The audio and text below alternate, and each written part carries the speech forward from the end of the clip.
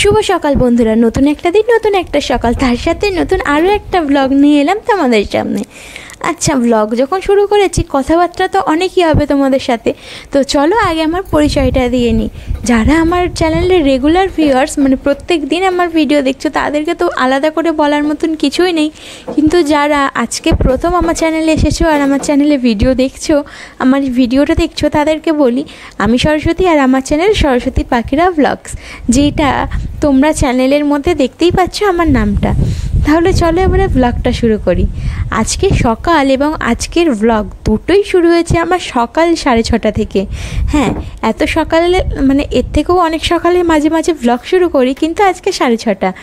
তো এত তাড়াতাড়ি ঘুম থেকে ওঠার কারণ হচ্ছে সকালবেলা উঠে আগে আমার রান্না করতে হয়, আর সেই রান্নাটা আমাকে কমপ্লিট করতে হয় সকাল 8টার মধ্যে।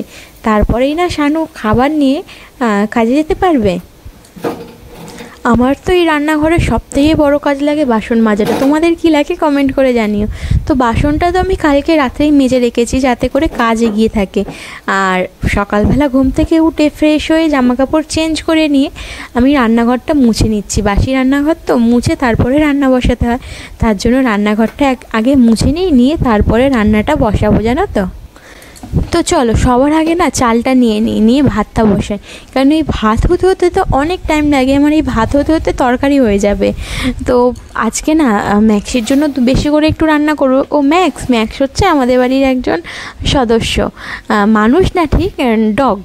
তো তোমরা যারা জানো না তাদের জন্য বললাম। তো ম্যাক্সের জন্য আজকে দুবেলার রান্না করব, কারণ হচ্ছে সন্ধে হলেই, মানে সন্ধে না 8:30 বাজলেই ওর খুব বেশি খিদে পায়। তো ও মানে অত তাড়াতাড়ি তো আমি আর রান্না করি না, তো ও খুব আমাকে বিরক্ত করে খাবে বলে। যার জন্য ভাবলাম যে ওর জন্য আজকে একটু বেশি করে চাল নিয়ে নিই, যাতে করে 8:30 বাজলেই ওকে একদম ফট করে আমি খেতে দিয়ে দিতে পারি। আর ভাতটা মানে চালটা ধুয়ে ভাতটা দেওয়ার পরে ভাবলাম ডালটা সিদ্ধ করে নিই।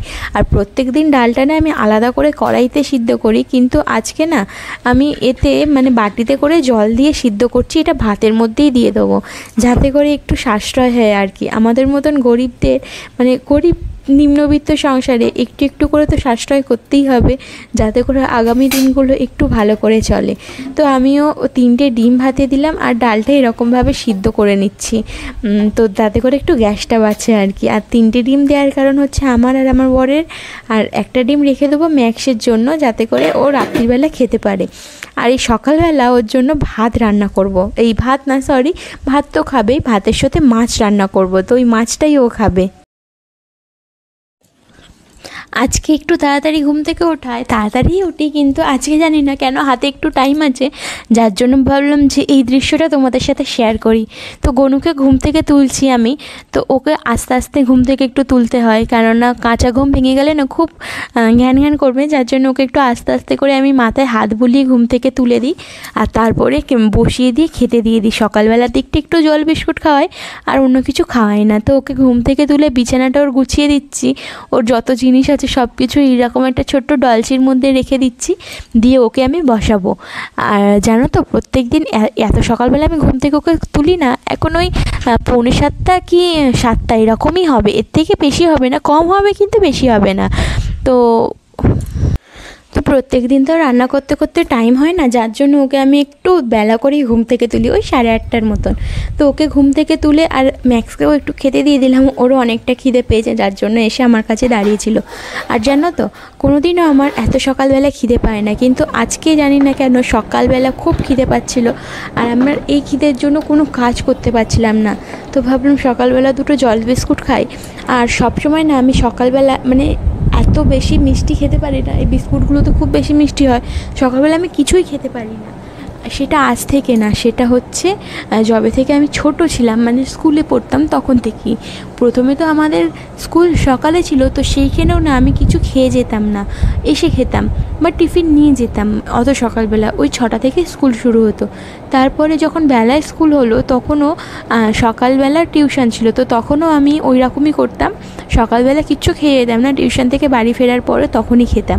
তো আজকে জানি না কেন তো এই তো খাওয়া দাওয়া করে পেটটা একটু শান্তি করে চলে এসেছি আবার রান্নাঘরে। এখানে আমি তরকারি করার জন্য রেডি করে রেখেছি, আলু, টমেটো, পেঁয়াজ আর ডিম সব রেডি করা রয়েছে, শুধু ডিমের তরকারিটা করবো জানো তো। আর এখন যখন আমি ভিডিওটা এডিট করতে বসেছি তখন প্রচণ্ড হাওয়া দিচ্ছে বাইরে থেকে, আমার কিন্তু পাখা চলছে না, তার জন্যই এত আওয়াজ হচ্ছে, তোমরা একটু মানিয়ে নিও। এখন ওই 8:40 মতন বাজে, আর শানু এই বেরালো 8:30 সময় বেরালো কাজে। আর রান্না করতে করতে এতটা শরীর অসুস্থ লাগছিল আমার, মানে কীরকম হচ্ছিলো শরীরটা, একটা মনে হচ্ছে না প্রচণ্ড গরম লাগছে, কি হচ্ছে আমি কিছু বুঝতে পারছি না।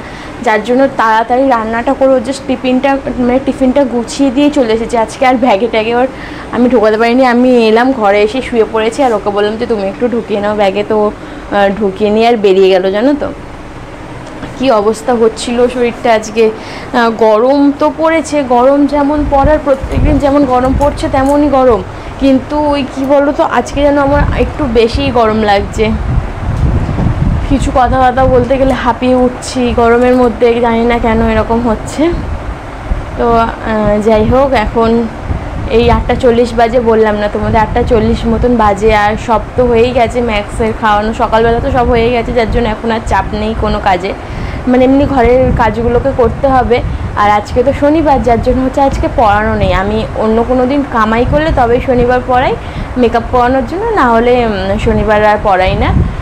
তো এখন এবারে ঘরের কাজগুলো আস্তে আস্তে সারবো, আর ভাবছি ঘরে একটু ঝুল হয়ে যায়, ঝাড়বো, ক্যামেরায় বোঝা যাবে না, হালকাই একটু ঝুল হয়েছে। আর এই বাঙ্কারটা পুরোটা কতটা পরিষ্কার লাগছে দেখো, এই যে ফাঁকা লাগছে না বাঙ্কারটা, তো বাঙ্কারটাও একটুখানি পরিষ্কার করে নেবো যদি ভালো লাগে, শরীরটা যদি ঠিকঠাক থাকে, তো সব কাজগুলো দেখে আস্তে আস্তে সারবো। চলো সাথে থাকো, ব্লগ কন্টিনিউ করতে থাকো।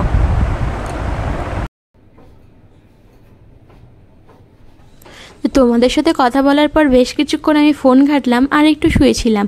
আজকে তো পড়ানো নেই, আজকে শনিবার, তার জন্য হচ্ছে একটু আয়েশ করে শুয়েছিলাম। অন্য সময় তো এই টাইমটা একদমই রেস্ট পাই না, ওই রান্না টান্না করে আমাকে সব সময় পড়াতে বসতে হয়, যার জন্য ভাবলাম আজকে যখন টাইম আছে তো আজকে একটু রেস্ট নিয়ে নিই।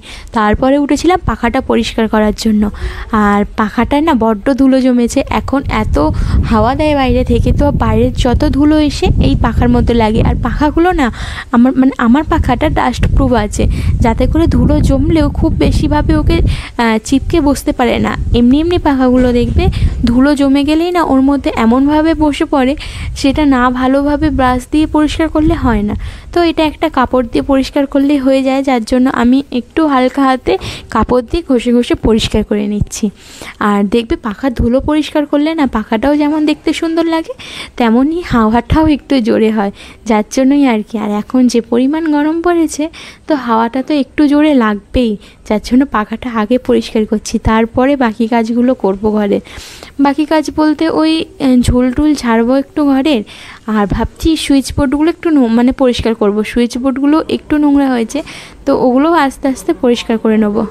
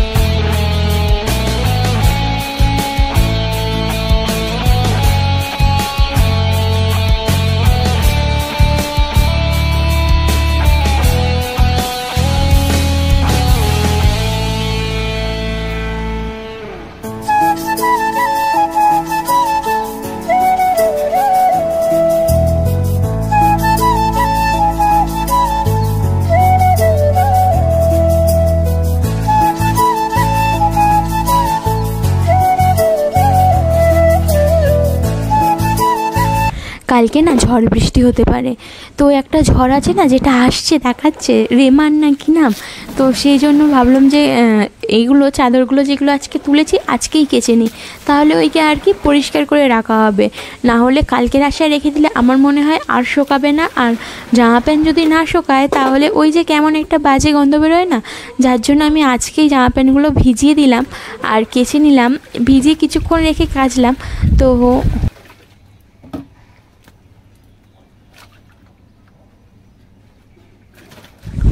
খুব বেশি টাইম ভিজিয়ে রাখিনি জানো তো, ওই ভিজিয়ে তারপর টুকিটাকি মানে ওই ঝাড়াঝুড়িগুলো করলাম, তারপরেই কেচে নিলাম।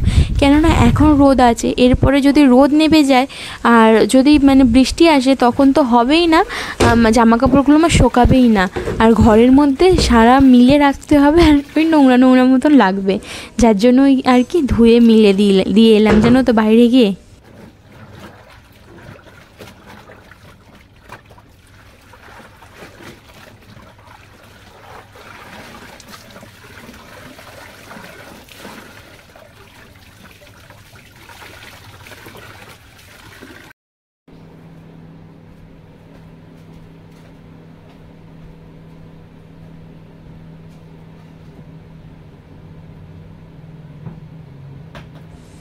Good evening everyone. এখন ওই সন্ধ্যে 6টার মতন বাজে, সন্ধ্যেও বলতে পারছি না বিকালেও বলতে পারছি না, টাইম অনুযায়ী সন্ধ্যে, আর বাইরে যে পরিমাণ আলো রয়েছে তাতে বিকালই মনে হচ্ছে। তো কি বলবো আমি জানি না। তো ভাবলাম আজকে একটু ক্যামেরার পিছন দিয়ে তোমাদেরকে গুড ইভিনিং বলি, প্রত্যেকটা দিনই তো তোমাদেরকে ক্যামেরার সামনে এসেই গুড ইভিনিং বলি। তো ওই যে জামা কাপড়গুলো মিলে দিয়েছিলাম না ধুয়ে সকালবেলা, তো ওগুলো শুকিয়ে গেছে, দিয়ে তুলে না ওইগুলো সামনেই রেখে দিয়েছিলাম যাতে করে বিকালবেলা গোছাতে পারি। আর সারাটা দুপুর তো আজকে আমার ওই ফোন ঘেটে ঘেটেই কেটে গেছে। ফোনের মধ্যে না সিরিয়াল দেখছিলাম রাধাকৃষ্ণ, আগে একটা রাধাকৃষ্ণ বলে সিরিয়াল হতো না, যেটা বাংলায় ডাব হয়েছে, মানে বাংলাতে করেছে, তো সেই সিরিয়ালটাই আমি হটস্টারের মধ্যে দেখছিলাম। দেখতে দেখতে কখন যে 6টা বেজে গেছে আমার হুঁশই নেই। তো ভাবলাম চলো এবার একটুখানি উঠে বিছানাগুলো পরিষ্কার করি। বিছানাটা পরিষ্কারই ছিল, আমি বিছানায় শুইনি, আমি নিচে শুয়েছিলাম। প্রচণ্ড গরম ছিল দুপুরবেলা, থাকা যাচ্ছিল না, আর আমি এই গরমে সবসময় নিচেই শুই, বিছানায় তো শুই না। তো উঠে এবারে চাদরগুলো গোছাচ্ছি, আর গোছাতেই না শানু বাড়ি চলে এসেছে কাজ থেকে, আর ও এসে একটু ম্যাক্সকে নিয়ে বাইরে বেরালো। আমি তো পারি না, আর রাস্তায় এখন জল রয়েছে বলে আমি ওকে নিয়েও বেরাই না, ও এসেই ম্যাক্সকে নিয়ে একটু বেরায় যাতে করে ম্যাক্সের একটু ভালো লাগে। সবার তো আর সবসময় ভালো লাগে না বলো না ঘরের মধ্যে থাকতে, তো তার জন্যই আর কি।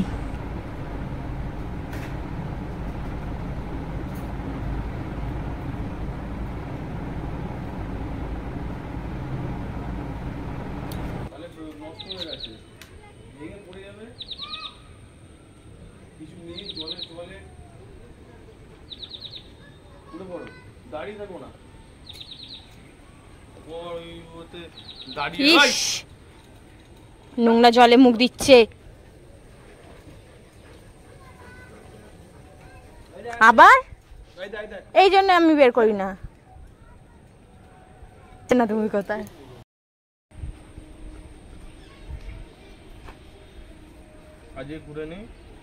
কালকে থেকে আবার বৃষ্টি।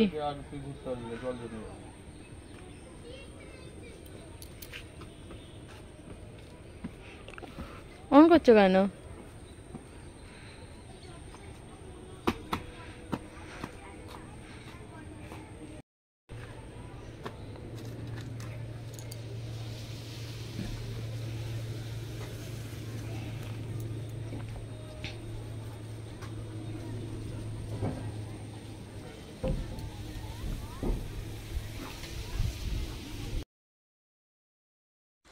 চলো বাইরে অনেক ঘোরাঘুরি হলে এবার ঘরে ফেরা যাক। ঘরে ফিরে বসেছি হাতে চা নিয়ে, দুজনে গল্প করতে করতে। ওই জানু কাছ থেকে এসেছে না, যার জন্য বললো একটু চা বানাও, আমিও চা বানিয়ে বসে পড়লাম। আর আমি আজকে আবার বড় কাপে চা খাচ্ছি, দেখেছো? আমার মাঝে মাঝে ইচ্ছা করে একটু বড় কাপে চা খাই।